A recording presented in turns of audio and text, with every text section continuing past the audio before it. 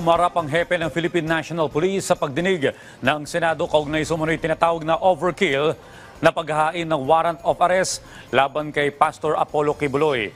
Natalakay rin ang bilang ng security detail ni Vice President Sara Duterte. Ang detalye sa report ni Daniel Manalastas.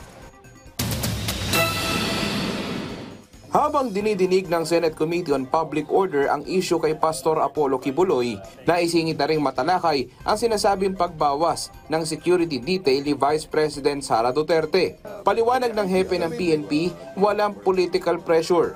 Wala pong political pressure. Ang ginagawa po natin, is really to rationalize po yung deployment ng PNP natin. Kasi ang sasabi ko nga, we need more people on the ground.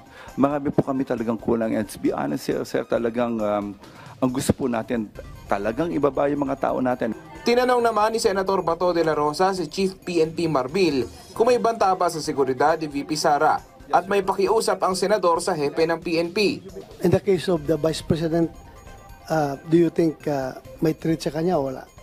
Sir, wala po siyang threat. Wala po kami nakita. He's being loved by our people.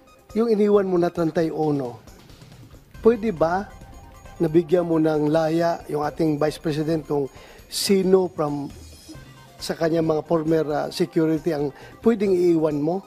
Kasi ang reklamo nga niya, may iniwan ka nga pero hindi niya kilala. Kung pwede, balik mo. Can I get your commitment? Of course, yeah. Tinalakay din ng komite ang umano'y marahas na pagsalakay ng mga pulis sa mga property ng Kingdom of Jesus Christ nang ihain ng warrant of arrest laban kay Apollo Kibuloy. At may pagtitiyak naman si Marbil sa mga miyembro ng KOJC. I assure, as a Chief PNP, that we will assure you na isurrender nyo lang po si Apollo Kibuloy, 100% and the 4 others. Nandito po kami and you will see na we follow the rules, human rights. Dito lang po kayo makita na we follow po ang human rights. We assure you po. I know that they are performing their job, but I do hope and pray that they should be professional enough na hindi naman ganito ka harassing. Ayon sa Commission on Human Rights, nagsasagawa na sila ng investigasyon hinggil sa usapin. Iginid din ni Marbil, sumunod sila sa protocol. May mga body camera pa.